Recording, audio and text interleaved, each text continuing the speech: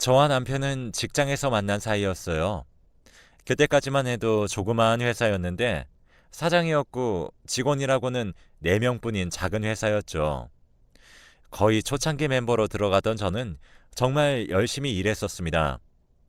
처음에는 연애 감정이라고는 생각도 하지 못할 정도로 회사를 위해서 일했고 아이디어를 냈고 정말 열정적으로 일을 했었던 것 같아요. 그때로 돌아가서 다시 일하라고 하면 못할 정도로요. 그렇게 저희는 1년 만에 꽤나 큰 성과를 이루게 되었습니다. 친하긴 했었지만 정말 일적으로 많이 부딪혔다고 해야 할까요?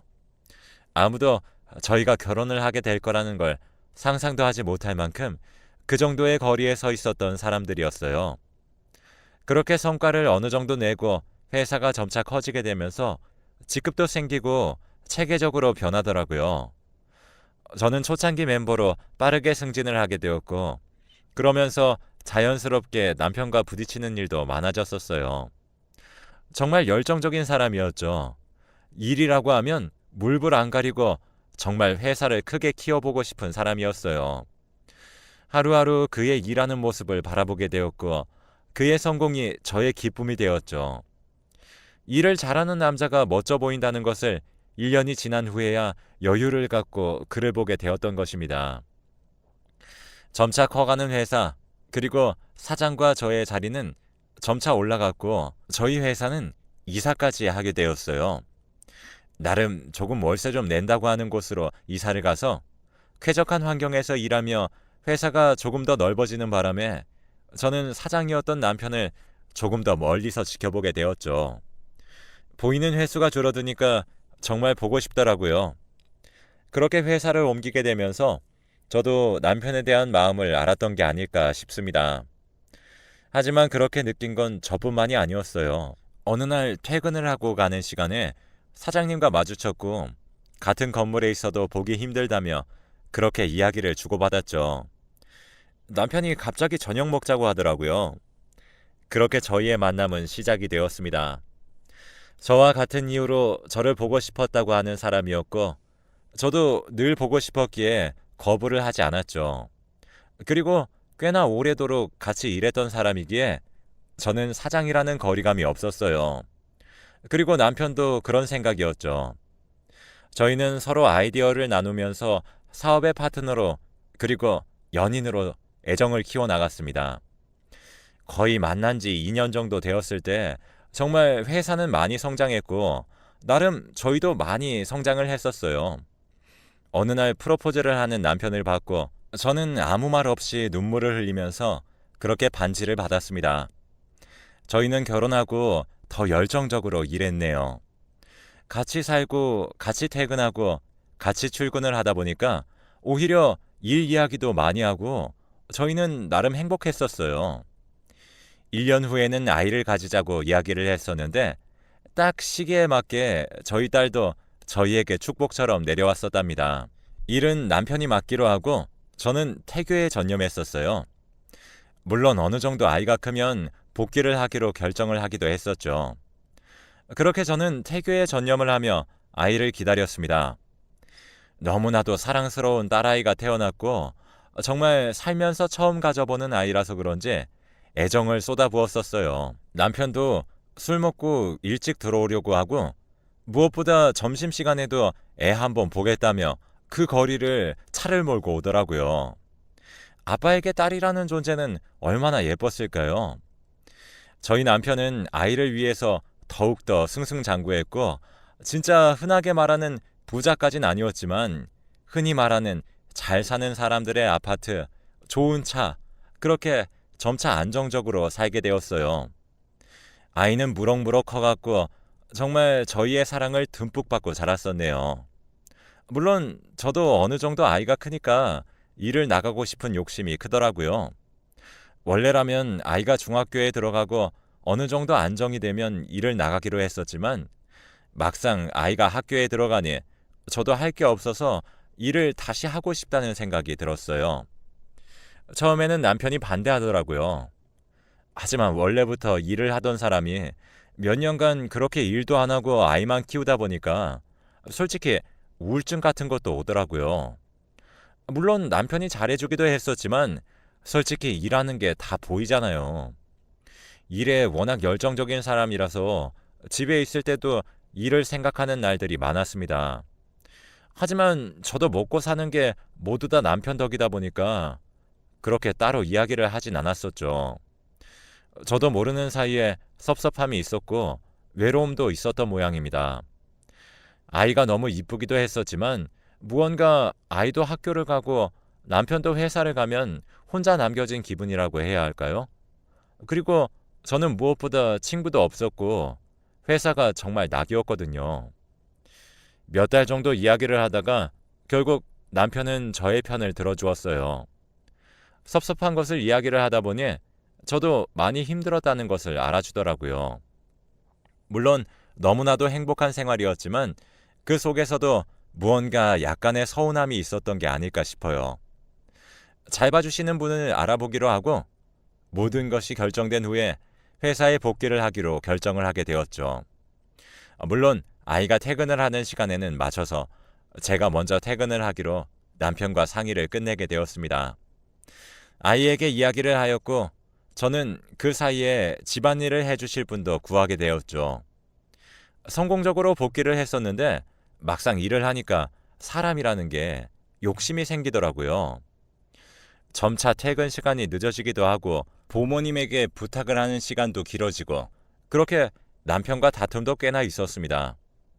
처음 약속과는 많이 다르다고 하면서 이야기를 하기 시작하는데 저도 어쩔 수 없게 되는 상황이라서 그런지 말을 하게 되더라고요. 물론 그때 굉장히 제가 잘못했다는 거 알고 있어요. 제가 없어도 되는 일인데 사람들과 일을 하고 부대끼는 시간들이 좋았고 무엇보다 저를 찾는 것 같아서 좋았거든요. 그렇게 몇 년이 흘렀고 부모님에게 아이도 적응을 하면서 그렇게 괜찮아지는 듯 했었어요. 그런데 저의 욕심은 계속되었죠. 갑자기 어느 날 부모님께서 집안 사정 때문에 관두신다고 하고 제가 집에 있어야 할 상황이 생겨버렸어요. 아이에게는 밥 챙겨 먹으라고 할 때도 있었고 약속을 지키지 못하는 날도 있었습니다. 아이가 이해해 줄 거라고 생각을 했어요. 남편도 이해해 줄 거라고 생각을 했었고요. 하지만 그건 저의 착각이었죠. 점차 시간이 지나면서 아이는 저에 대한 마음을 닫기 시작하더라고요. 그때도 일에 정신이 팔려서 그런 건 전혀 상관도 하지 않았어요. 그저 주말에는 일을 해서 힘들다는 핑계로 아이와 대화를 하지 못했었고, 그나마 남편이 아이와 대화를 하기도 했었으니까요. 점차 심해지면서 남편과의 다툼도 많아지고 집에서까지도 이야기를 하는 날들이 많아지더라고요. 그러던 어느 날 아이의 학교에서 전화가 왔었네요.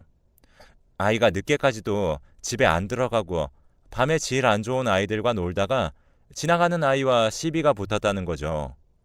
소위 말하는 일진들과 다른 학교 일진들의 싸움이었던 것 같은데 아이는 그냥 친구들과 있었던 것 뿐이라고 하더라고요. 경찰서에 갔었고 그날 이후로 아이에게는 대화를 시도하기도 했었는데 아니라고 하길래 믿어줬었습니다. 그냥 한번 우연이겠지 생각했었어요. 하지만 우연이 아니더라고요. 그 후로는 학교에서 연락이 오는 일이 아주 잦았고 남편도 그것 때문에 아주 신경이 곤두서 있더라고요.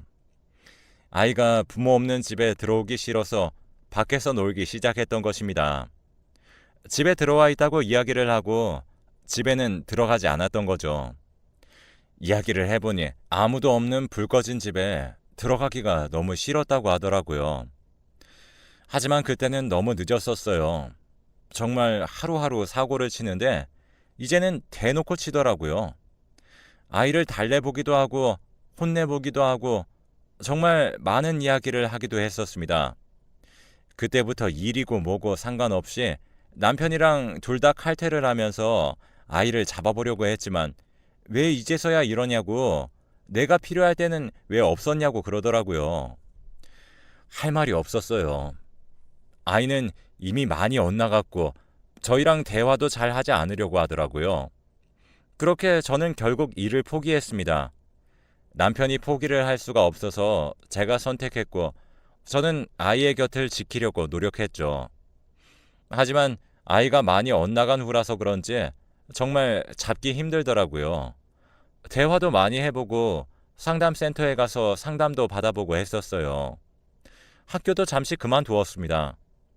거의 그렇게 아이를 잡기까지만 2년이라는 시간이 걸렸던 것 같아요. 남편과도 많이 싸웠고 그때 생각하면 정말 가족 모두 다 힘든 시기였습니다. 그렇게 어느 정도 바로잡고 아이도 학교를 다시 다니기 시작했습니다. 아이는 성인이 되어가면서 저도 이해를 어느 정도 하는 듯 했죠. 대학까지 입학을 하고 아이는 꽃집을 하고 싶다고 해서 꽃집을 열어주었어요. 저희는 가업을 물려받으라는 것까지는 전혀 바라지 않았었습니다. 한번 그렇게 호되게 아이의 등을 본 이후로 아이가 하고 싶은 대로 최대한 밀어주려고 했었고 사업 또한 배운다고 하면 알려주려고 했었던 것이죠. 그렇게 꽃집을 시작하고 아이는 조금씩 행복해지는 듯 보였습니다. 자신이 원하는 일을 하게 되면서 가족과의 사이도 많이 괜찮아졌었네요. 그러한 시간이 1년이 되지 않아서 딸아이는 사내아이를 데려왔었어요. 결혼을 하겠다고 하더라고요. 처음에는 반대했었습니다. 나이가 너무 어렸고 아직까지 창창한데 그렇게 가버리면 딸아이도 후회할 것 같아 일단 반대를 했었습니다. 하지만 저희 아이는 어릴 때 저희에게 상처를 받은 아이였어요. 돌변하더라고요. 엄마, 아버지는 또 저의 길을 막는다고 하면서 말이죠. 일단 데려와 보라고 했었습니다. 그런데 막상 보니 정말 저희 가족이 되려고 하는지 너무 예뻐 보였어요. 훤칠했고 무엇보다 저희 아이를 너무 사랑하는 게 느껴졌어요. 저와 남편의 옛날 모습이 그려질 정도로 너무 이뻐 보이더라고요. 당차게 저희 아이와 결혼을 할 계획도 가지고 있더라고요. 지금은 취직을 준비하고 있지만 취직을 하게 되면 결혼을 하고 싶다고 말이죠.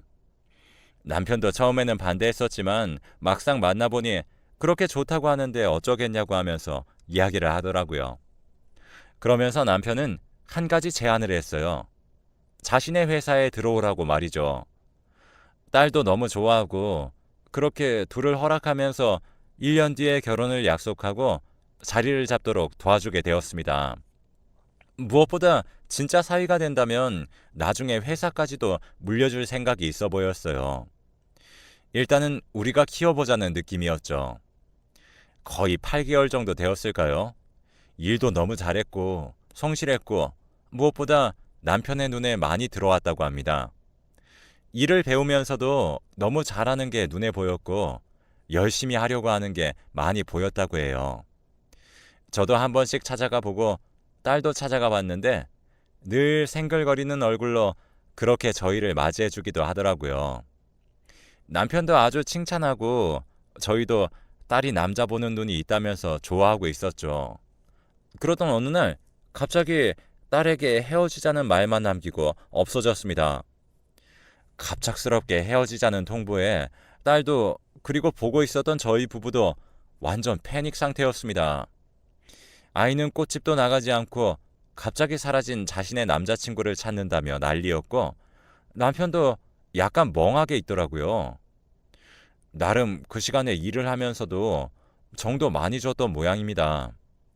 싹싹하고 잘해서 누가 봐도 탐내는 인재였고 취직 준비 중이라서 데리고 오기는 했었는데 면접을 봤어도 무조건 통과했을 것 같은 그런 사람이었거든요. 딸은 이미 제정신이 아니었고 남자를 찾으러 간다고 하면서 울며 불며 난리 쳤어요. 그렇게 겨우 아이를 진정시키고 일단 무슨 일이 있을 수도 있으니 조금만 더 기다려보자고 했죠. 일주일이 흘렀는데 정말 아무 연락도 없더라고요. 물론 집에도 찾아가 봤지만 이미 잠적을 한 상태라 만나볼 수가 없었어요. 집은 이미 비어있는 듯 하더라고요. 한 달 정도 흐르고 도저히 연락이 되지 않자 딸은 미칠 듯이 울더라고요. 남편도 답답하기만 하고 저도 답답하고 딸은 집 앞에서라도 기다려본다고 하면서 나가버렸고요. 처음에는 말렸지만 지금 해보고 싶은 거 다 해보게 놔두는 게 맞는 것 같아서 그렇게 딸을 내버려 뒀습니다. 연락이 안 되는 상황이라 무작정 집 앞에서 기다리는 것 같더라고요. 딸은 잘 들어오지도 않았고 연락은 했었지만 거의 그 남자의 집 앞을 지키며 기다리고 있는 듯 하더라고요. 아직까지 짐은 안 뺐으니 분명히 다시 돌아올 거라고 말이죠. 또 한 달이 지났어요. 딸이 돌아왔는데 남자친구를 데리고 들어왔더라고요. 정말 많이 수척해진 모습. 집 앞에서 기다리다가 결국 만난 듯 했어요. 아이의 남자친구를 보면서 왜 그렇게 숨어버리냐고 타이르듯 이야기를 하는데 눈물을 보이더라고요. 무슨 일이 있냐고 물어보니 딸이 이 사람 이야기 좀 들어보래요. 남편도 부르고 이야기를 해보라며 저희는 둘러앉았죠. 거의 2달 가까운 시간이었는데 도대체 어디가 있었으며 무슨 일이 있는 거냐고 그제서야 이야기를 하기 시작했습니다. 사실 자기 아버지가 저희 회사를 다녔던 사람이라고 합니다.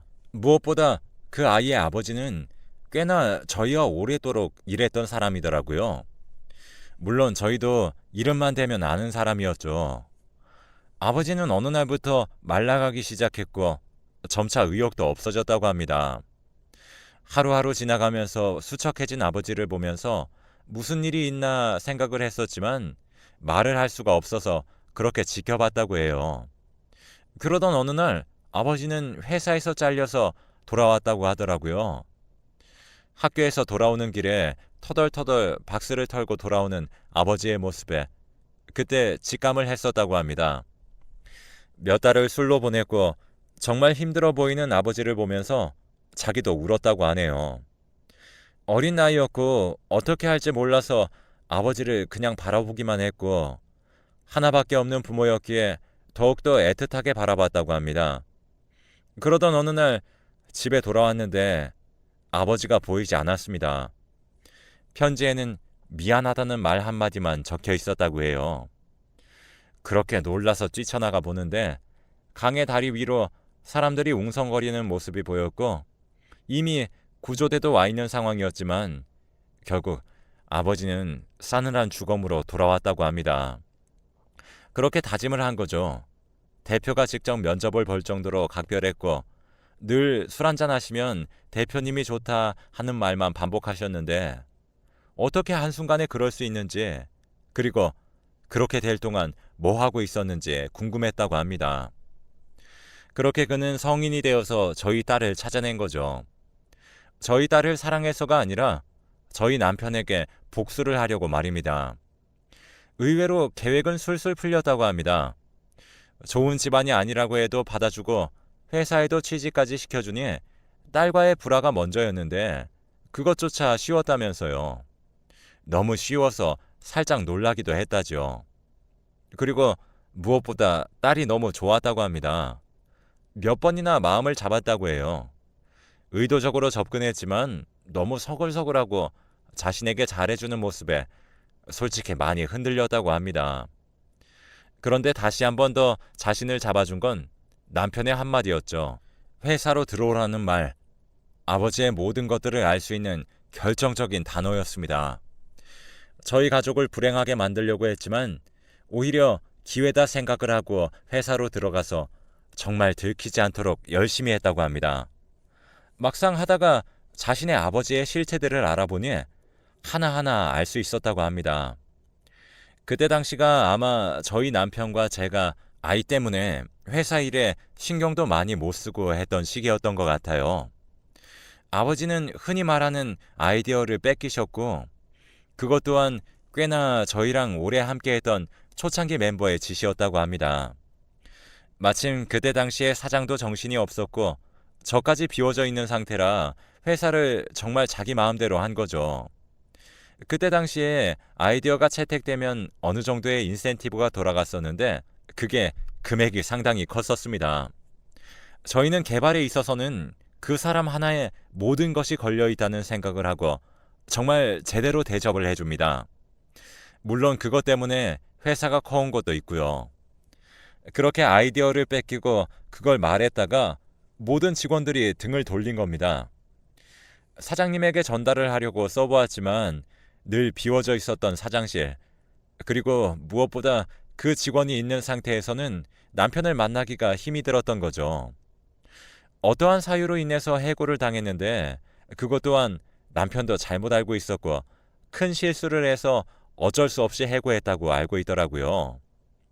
그 당시에 남편도 딸 때문에 정신이 없었기에 모든 것들을 그냥 결제한 게 사실이고요. 그게 시발점이었던 것입니다. 막상 그렇게 알아보니 자신이 생각했던 것과는 너무나도 다른 사람들이었고 하나같이 자신에게 잘해주려고 하는 모습에 모든 것을 깨달았답니다. 이 사람들은 그렇게 아버지에게 했을 사람이 아니구나 하면서 말이죠. 모든 것들은 사장의 결제가 아니었고 한 사람의 만행으로 인해서 저질러진 부분이었죠. 그래서 떠났다고 합니다. 너무 양심에 찔리고 자기가 무슨 끔찍한 짓을 했는지 놀라서요. 멀리 멀리 떠나려고 했었는데 자기도 급하게 마음을 먹는 바람에 집 정리까진 못했던 거죠. 모든 것을 버리려고 했지만 저희 딸과 나눴던 반지가 아직까지 그곳에 있어서 새벽에 그걸 가지러 갔었다고 합니다. 그러다가 딸의 눈에 보인 것이고요. 참 그 상황이 너무 안타깝더라고요. 그 착한 아이가 어려운 가정 생활을 했고 무엇보다 저희도 아는 사람의 아들이기에 더욱더 참담했습니다. 그 후에 사정은 듣지 못했기에 남편도 상당히 마음이 안 좋아 보이더라고요. 그의 손을 잡고 말했어요. 그냥 서로의 오해다 보니 넘어가자고 말이죠. 저희도 그때 당시에 회사에 신경을 못 쓴 것도 맞기도 하고 저희 직원을 제대로 살피지 못했으니 저희의 책임도 있는 것이죠. 그 어린아이가 받았을 상처를 생각하면 정말 가슴이 미어졌습니다. 남편은 다음날 가서 그 간부와 이야기를 하였고 모든 것들이 진실이라는 이야기를 듣게 되었습니다. 처음에는 무조건 거짓말이라고 하다가 밤새도록 찾은 증거 자료들을 내미니 그제서야 실토했다고 합니다. 결국 그 사람이 회사에서 누리는 모든 것들을 빼앗고 회사에서 내보냈습니다. 그리고 그때 당시의 개발자 이름 또한 원래의 이름으로 돌렸던 거죠. 지금도 생각을 합니다. 그때 당시에 조금 더 직원의 말에 귀 기울였다면, 그리고 제가 조금 더 딸에게 신경을 썼었다면 애초에 일어나지 않았을 일이 아닐까 싶은 생각들. 저희 딸아이와 사이는 결혼을 해서 지금은 아주 행복하게 살고 있습니다. 사돈이라고 불러야겠죠. 사돈 어른의 묘자리도 찾아뵙고 그렇게 인사도 드리면서 말이죠. 몇 년이 지난 이야기인데 어디에도 이야기를 할 수가 없어 담고 있었습니다. 모든 것을 품고 저희 가족은 그렇게 서로를 위로하면서 살아가고 있습니다. 이것 또한 사람의 인연이고 사돈이 저희에게 자신의 아들을 보내지 않았나 생각합니다. 긴 글 읽어주셔서 감사하고 모든 날에는 축복이 가득하길 바라봅니다.